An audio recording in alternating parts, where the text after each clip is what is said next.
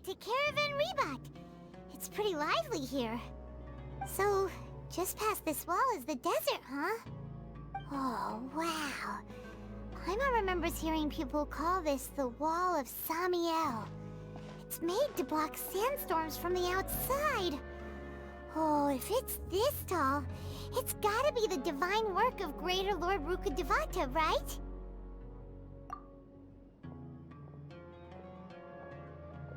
Enough gawking. Come on, follow me. Huh? Over here.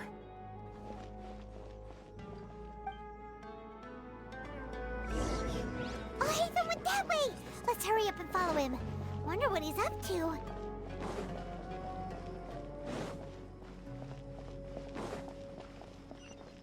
Travelers and visitors, don't miss out! I really wouldn't recommend going there.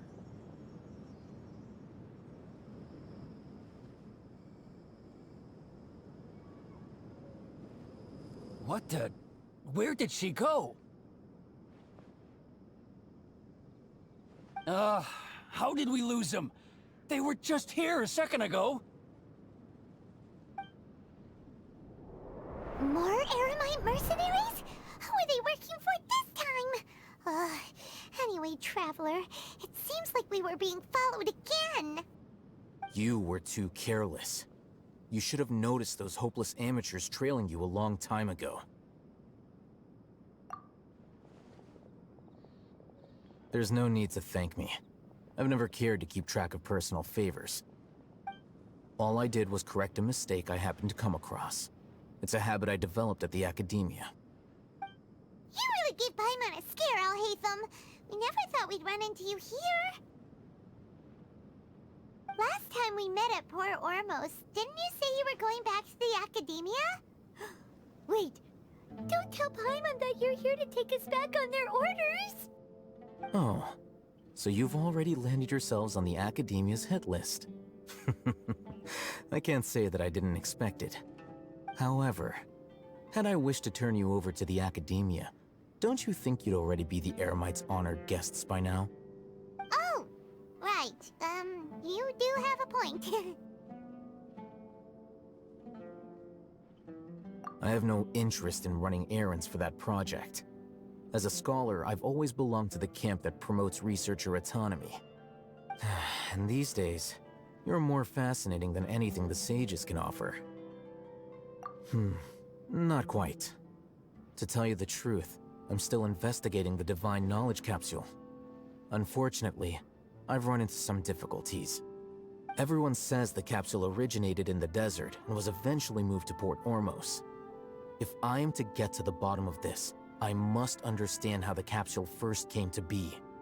Which brings me back to you and why you're so interesting. The leader of Ain al-Ahmar used the Divine Knowledge Capsule right in front of you, and upon seeing him, your expression became perplexed, and you were lost in thought for quite some time. To have that kind of reaction, I think you must have realized something. Are you interested at all in sharing what you've been hiding from me? Al-Hatham, you really have a ridiculous eye for detail. What kind of person even notices or remembers stuff like that? So that's your answer. Well, I do work for the academia after all. So considering that, it is indeed wise to keep your cards close to your chest. But that does prove you do have some undisclosed information about the Divine Knowledge Capsule. Am I right? No matter. Rather than simply learning the answers from you, I'd still prefer to investigate on my own. Speaking of, you two are also headed to the desert? That's right! We have the same plan as you! But we don't really have any concrete goals at the moment. Then I'd suggest starting with Aru Village. It's the largest settlement in the desert, so it'll probably have more resources and intel than anywhere else. Well, would you like to head there together? It's always better to travel with someone you know. Let's go! Before us lies Aru Village, the safe haven of the desert folk. Whoa, This landscape is really something else. What a cool place! Let's go check it out!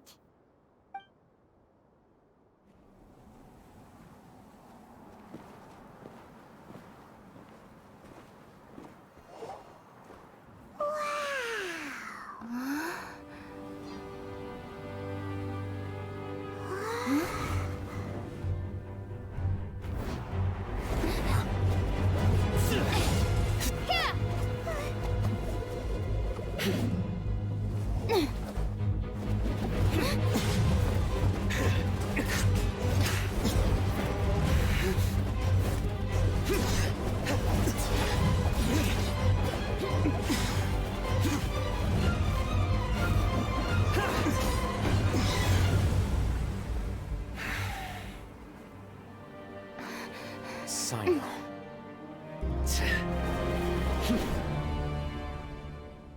Unless my memory fails me, we have barely spoken 2 words to each other before now at the Academia. Would you care to enlighten me as to when and how I invited the General Mahamatra's wrath? Alhaitham, do not think you can escape my judgment just because you managed to escape my attack. Judgment? So that's how you'd characterize your actions here, is it? Or would elimination perhaps be a more accurate description? Had I used my full strength, not even this traveler would have been able to stop me. Though styled like an assassination, I sought only to ensure that my target would be unable to flee or resist. Standard practice for the Matra, as well you know. Seemed to me more like your own personal touch. Who is that, Alhaitham? Did you call him General Mahamatra? Yes. General Mahamatra Sino, head of all the Matra at the Academia. He's a formidable hunter, and the ultimate nightmare for any who have committed academic crimes. You seem to have placed a lot of trust in Alhaitham, to the point of blocking an attack for him. If I were you, I'd never choose to side with him. I wouldn't believe a single word that comes out of his mouth. I have been pursuing this scribe for a long time.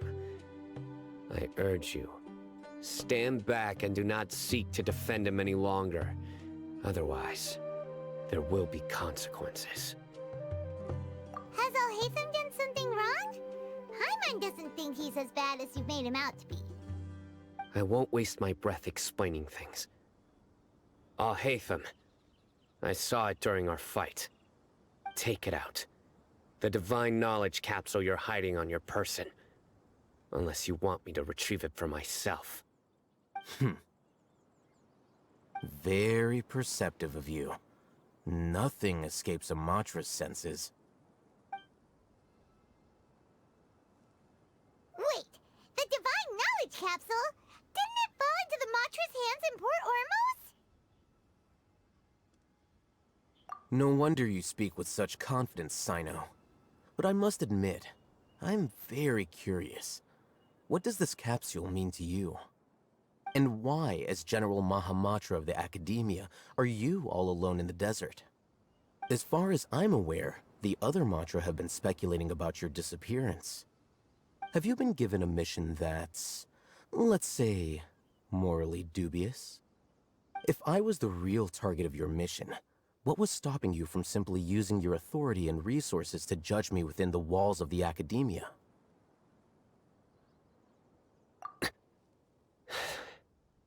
I should have known you'd be difficult to deal with.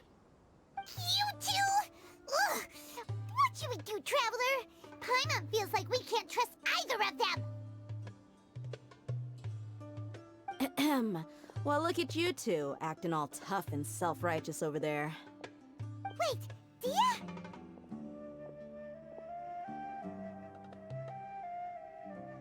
Great! Finally, someone that we can trust! You gotta help us out here, otherwise these two are gonna start fighting again! Yeah, sure looks that way. 2 giants from the Academia duking it out once and for all. Not something you get to see every day, that's for sure. Listen, I know you academic types love to fill up your big brains with self-righteous morality and lord your empty rules and virtues over each other. But how dare you bring your petty disputes into the safe haven of Aru Village? It seems like someone's gonna have to beat some sense into your thick skulls until you finally learn to respect these grounds.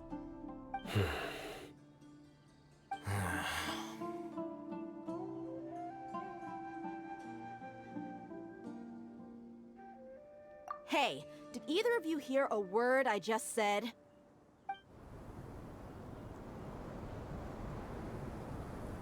Whoa, what's going on? The wind's so strong.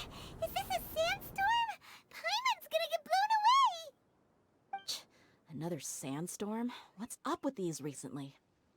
Hey! All of you, over here, quickly! We have to take cover! Someone's calling for us! Oh, this wind is too strong! Let's get over there! That sounded like Candace. Come on, you two. Jeez, are all of you academia folks such hard work? Move it! All right, stop yelling.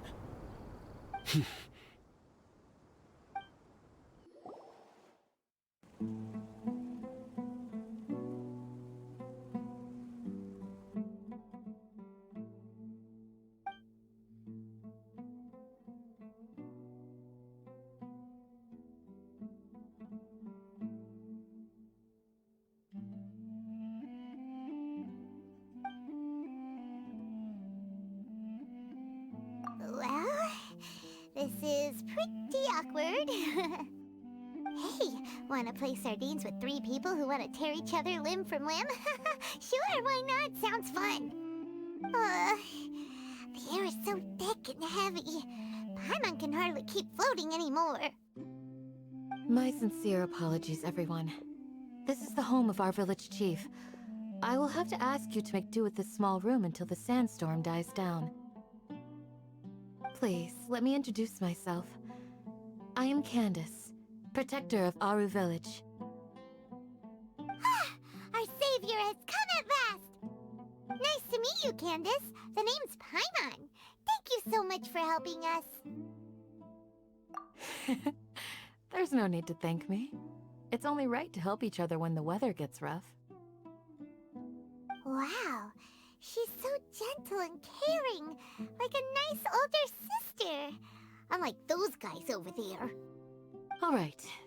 Now that we're all better acquainted, we should return to the topic at hand.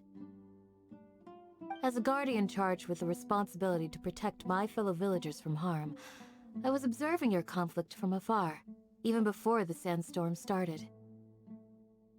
And now that you have set foot within our village itself, it is all the more my responsibility to make absolutely sure that you pose no threat whatsoever to us. So please, have an honest and sincere conversation with one another, and put your hostile feelings to rest. If anyone dares to start anything again while they are under this roof, I will not hesitate to send them out for some quality time with the creatures of the sandstorm. Oh, on second thought, Paimon may have misjudged Candace's character. And that goes for you too, Miss Dia. Do I make myself clear? All right, we got it, Candace. That's what I like to hear. So, which of you will begin? I was supposed to be a mediator, but I might have gotten a little too involved just now. Anyway, one of those two should probably start talking. Wait, that was you trying to be a mediator? I have nothing to hide, so there's no shame in explaining myself. While Alhaitham wasn't wrong about the other Matra not knowing my whereabouts, it's not because I've been assigned a morally dubious mission. Rather, I've chosen to exile myself. Huh? Exile yourself? A little while ago, I discovered that there was data missing in the Academia's project planning and development files. What little they did report clearly did not match the project's actual progress. As General Mahamatra, I had the responsibility and authority to request an audit. However, to my surprise, the person responsible for the erroneous data was none other than Grand Sage Azar himself. I tried to investigate the issue myself before submitting a formal audit request, but I soon found that all leads and potential pieces of incriminating evidence were carefully concealed from me. I began to realize that they were cautious of me from the very beginning. Unsurprisingly, the Grand Sage rejected my audit request as soon as the submission reached his desk. He even said to me, "The power of the General Mahamatra is granted by the sages. You have no right to judge us." So they really are up to no good. I realized then that to the Grand Sage, the Matra are nothing more than tools for the sages to assert and maintain their control over knowledge. The vows that we took, the principles that we strive to uphold, they are meaningless to the academia of today. I believed it would be wise to flee the academia before the sages had a chance to take action against me. This way, they can no longer see nor predict my actions. I will never give up on this investigation. There's no need for someone else to give me power or authority. Once I find the truth, I will administer judgment by my own name. Sino seems to have the same goal as us. We're all investigating the sages. Plus, now that he's no longer the General Mahamatra, he somehow feels a lot less scary. Well, Sino, if that's your story, then why did you see Alhaitham as a target? When I was investigating the matter in the academia, I overheard a conversation between Alhaitham and a sage. The sages asked you to investigate a blonde-haired traveler. Do you dispute this, Alhaitham?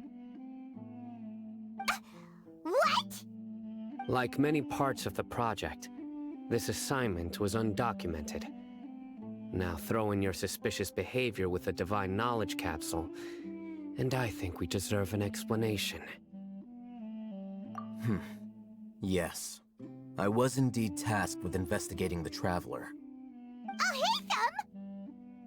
After all, the promised reward was so great that hardly any scholar could have refused.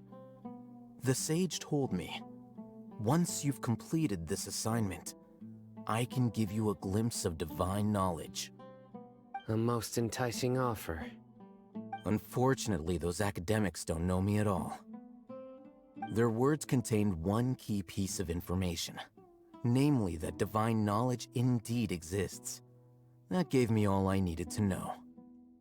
From my perspective, the sages are far from trustworthy. Think about it. Isn't it a little strange they're so willing to share divine knowledge with anyone, even as a reward? So, I began my own investigation following the lead of the Divine Knowledge Capsule. In the end, I realized my wisdom in committing to this rather than collaborating with the sages. Had I been less guarded, I probably would have ended up like that Ain al-Ahmar mercenary, incapable of remaining sane for long enough to hold a conversation. You mean that the sages originally planned to dispose of you, using one of those capsules that drive people insane? I'd already given up on the assignment by then. I only told the academia I was waiting in Port Ormos for you to appear so they wouldn't suspect anything. So it came as quite a surprise when I encountered my erstwhile target while investigating the Divine Knowledge Capsule. Criminals do love to talk about coincidences. Even though I ran into the Traveler by chance, I had no intention of providing assistance to the academia. Also, you should remember, you were the ones who decided to follow me and strike up a conversation after I left that tavern. That's true. Alhaitham helped us out at Caravan Rebat as well. Maybe he's telling the truth. I'm willing to apologize, if that's worth anything to you. I took the Divine Knowledge Capsule behind your back because I judged its existence to be a significant risk. I felt that it would be best for no one to interact with it before it had been properly studied. After all, Curiosity often proves to be the most dangerous thing in this land. You should be well aware, Scribe Al-Haytham, that curiosity can also lead you to danger and suspicion. Answer me this. Did the sages share any information about their project with you? Have I not made myself clear? You and I are both distrusted by the academia. Do you really think they would tell me anything? Fine. Although you haven't completely proven your innocence, I won't regard you as an enemy, for now. As you wish. Mm-hmm. Good. I'm glad to see you two clearing up your misunderstandings. And now you, Dia. I believe it's your turn. Oh, sorry. Whatever the boys were talking about must have been so boring that I spaced out. My situation is pretty straightforward. My employer, Dunyarzad of the Homayani family, is friends with the Traveler and is currently recovering from her illness at home. I had nothing going on, so I decided to return to Aru village for a visit. I was actually looking forward to a pretty exciting time getting back together with everyone here. But then I saw these two random guys in the middle of a pointless argument. It ticked me off, and things went downhill from there. Is that all? Well, I will admit that definitely sounds like your style. In that case, welcome back, Dia. That's more like it. I missed you all so much, Candace.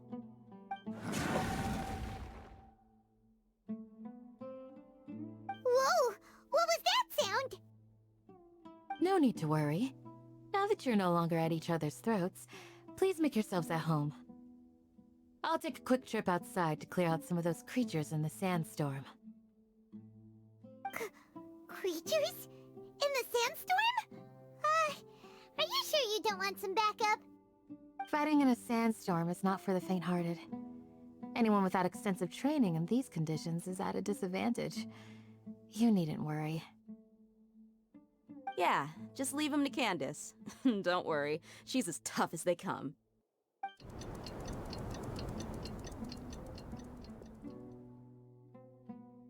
The wind's died down. That means the sandstorm's over, right? Candace still isn't back yet, though. Is she alright? Maybe we should go out and check on her. When you put it that way, even I'm starting to feel a little worried. Alright, let's go. We've been here long enough, and the boys are as chatty as the floor. Whoa! Candace, you're still fighting?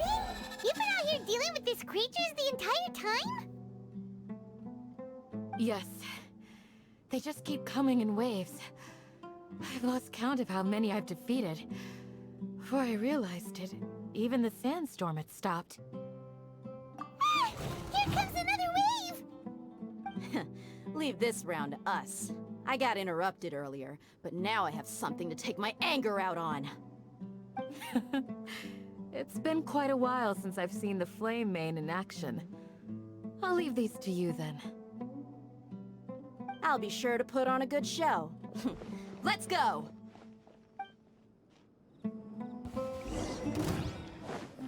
Scatter! Dodge this! Propagate! The creatures stopped appearing. Was that the last of them? What we fought just now was probably the aftermath of the sandstorm. So we should be safe for the time being. Well fought, everyone. No injuries, I hope. Huh? Who are you? Ah, my apologies. I haven't had a chance to greet you yet. I had my hands full taking care of the village's elderly and children. I am the chief of Aru village. Everyone usually calls me Uncle Anpu. Sir, I am also originally from the desert, but I have not been back for some time now. May I ask if such sandstorms are common? I can't say they've always been common, but recently the storms have become increasingly severe and frequent. Besides sandstorms, we also occasionally get earthquakes. According to an investigator who stayed in the village a while ago, these unusual natural phenomena are related to the withering of Irminsul. Another effect of Irminsul's withering. So, Irminsul's withering causes withering zones in the forest, and sandstorms and earthquakes here in the desert? Everything in the natural world is inextricably connected to Irminsul. These regional symptoms can indeed be a reflection of Irminsul's present state. Everyone in Aru Village needs to take good care of themselves. Speaking of which, why haven't I seen a single village keeper since I got here? Village keeper? Who are they? Village guards like Candace? Does your curiosity know no bounds? Village Keeper is how Aru Village refers to mad scholars exiled here by the academia. Most of them are scholars who lost their sanity after a period of training in the Avidia forest. The academia believes that their crazed mutterings may have a negative effect on the psyches of other scholars. So, they're forcibly exiled to the desert. Though if you ask me, it's all a boatload of nonsense. Alas, that's exactly what we've been trying to investigate. One by one, the village keepers have been mysteriously disappearing without a trace. But no one in the village has ever seen them leave. If you're planning to stay around the village for the next few days, I'd appreciate it if you could keep an eye out for them. I've had encounters with those people in the past. I'll see what I can do to help. The Matra are the ones responsible for their exile. Now that you're no longer with them, are you trying to alleviate your guilt and atone for your past sins? I'm fascinated by how you think. Mock me if you will, but if you are guilty, I will eliminate you, regardless of my position or identity. Oh, you're the former General Mahamatra. You must be an expert in these kinds of investigations. Thank you for your help. Is it because you're reminded of Hypatia? Oh, these poor scholars. First they lose their sanity, now this! We need to help get them back home, safe and sound. But, is it really a good idea to tag along with Sino? You seem like you really don't trust him. I'll be grateful for the assistance. No doubt you will do a better job than some of my former subordinates. Let's start by finding a spot to share what we know so far.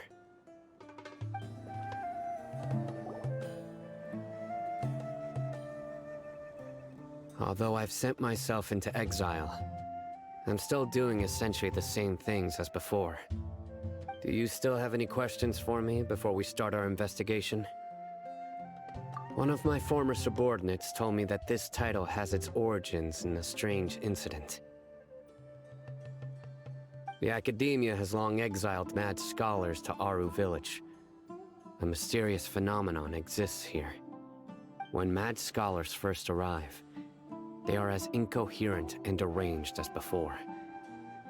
But after spending some time here, they invariably begin to calm down. Initially, the people of Aru Village greatly resented having to take in the mad scholars. But a strange incident one night changed that.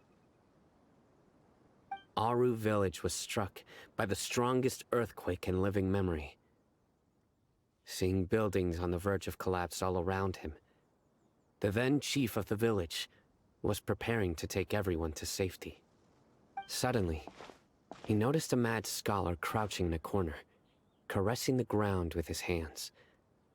A soft, green light radiated from him, like a divine glow against the backdrop of night. Despite the powerful tremors that ripped through the ground that night, all the houses remained upright, almost as if they had grown roots reaching deep into the ground. In the end, not a single building collapsed, and no one was hurt. After that, the people of Aru Village treated the mad scholars with greater kindness, and began to refer to them as the village keepers. The soft green light? A mad scholar protecting Aru village? What do you make of it, Traveler? Paimon thinks so too. Actually, Sino, do you know if any of the mad scholars continued to wear their Akasha terminals at Aru village? In theory, they would continue wearing them so the academia could still monitor their activities. With that said, the main Akasha system would no longer have any interaction with them. Oh, no wonder! Everything makes sense then! Add in the fact that they calmed down, it was probably Nahida who calmed them. If you are able to draw a conclusion from this one story alone, then it appears you possess much more information than I do. So, what do you make of the story? Really? Lesser Lord Kusanali. What? You don't believe us? Lesser Lord Kusanali was definitely using the Akasha to give her power to the Mad Scholars! No, it's not so much that I don't believe you. I'm just struck by your reasoning. Lesser Lord Kusanali, the current Dendro Archon. Is she really active in Sumeru? The Academia has always placed far greater importance on the late Greater Lord Rukkhadevata. They've more or less ignored Lesser Lord Kusanali, and I've never had any reason to doubt their views. In addition, I've never heard any stories about Lesser Lord Kusanali and her deeds. To me, she might as well have been a god that never existed. No way! Nahida definitely exists! She's a... How should Paimon put it? She's a good Archon who's kind and wise. Even if she says weird stuff sometimes. I've spent many years interrogating criminals, so I can easily tell when someone is lying. Good! Then you should know that we're telling the truth. That look in your eyes. I've never seen that from a liar. You two really must have met Lesser Lord Kusanali. How can this be? To think, our Archon has been amongst us this entire time. Alright, now it's our turn to put our skills to good use for this investigation. But easier said than done, especially since we don't have any leads. Maybe we can start by knocking on some doors. Excuse me, are you here to help me find my grandpa? Huh? Who are you? By the sounds of it, a resident of this village.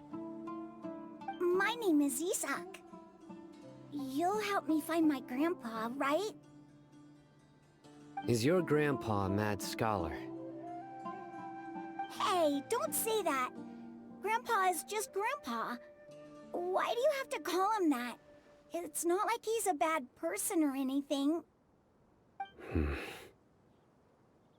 The person you're referring to is not a local, yet you are. Why do you call him Grandpa? Grandpa is just Grandpa. He's my family. I heard everything you said to the village chief. Please, you gotta take me with you. I want to find my grandpa. I swear I'll help. I won't be a nuisance. Ah, so you're the one who was eavesdropping on us around the village chief's house. I was planning to go out and take care of whoever it was, but I had a vague feeling that they didn't harbor any ill intent. Whoa. Hatham wasn't kidding about Matra having sharp senses. Sino, he's just a kid. All he wants is to find his grandpa. Let's find a way to help him. Sorry. I was only listening in because I wanted to know where Grandpa went. Honest. If you don't believe me, you can ask Miss Candace. All right. But first, let's confirm the facts with Candace.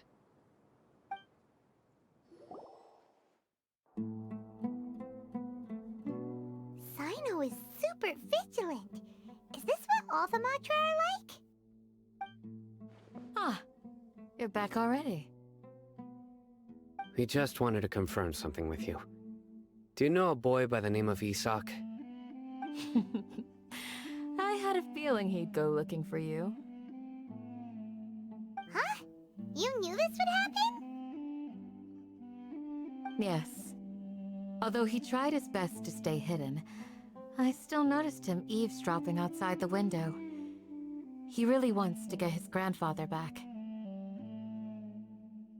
Isak's parents were both Aramite mercenaries who rarely returned to the village after finding employment in the city. He was raised by his grandfather. Unfortunately, it was only a few years before his grandpa passed away. Isak was still very young at the time, so various families in the village took turns caring for him so he could survive. Later, an elderly mad scholar arrived at the village. Isak thought the scholar bore a striking resemblance to his grandfather, and thus often spied on the man. However, the scholar was unkempt in appearance and incoherent in speech.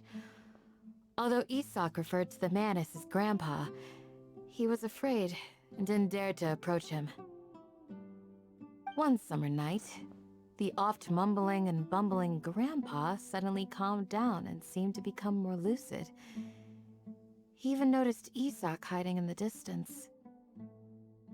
So Grandpa walked up to Isak and patted him on the head. He even took Isak to the entrance of the village, where he patiently taught the boy the names of the stars, and accompanied Isak until he fell asleep. The next morning, Isak woke up and wanted to go find his grandpa again, only to realize his grandpa no longer recognized him. However, even so, Grandpa retained his calm expression. It's said that those who saw the scholar claimed he no longer appeared to be crazy, but appeared to be living in his own world, almost as if he were sleepwalking.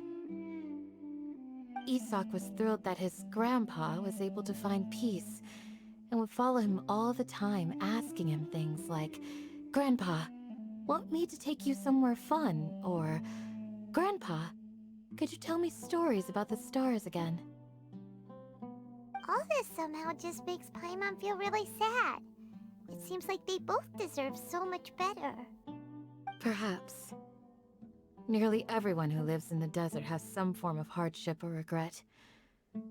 But even so, we must still continue on with our lives. It's also my reason for fighting. I must continue to protect this land.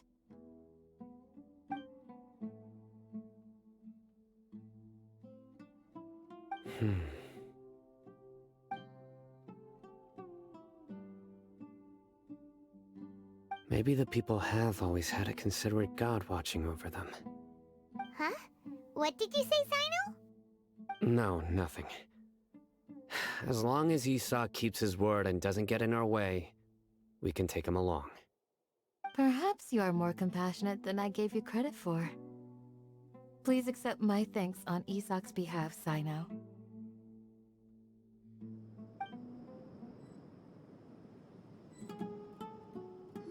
Hey, Isak! Oh, it's you guys! We've cleared everything up. Let's go find your grandpa. Really? Wow! Thank you so much! Yeah! All right. Let's ask the local residents some questions first.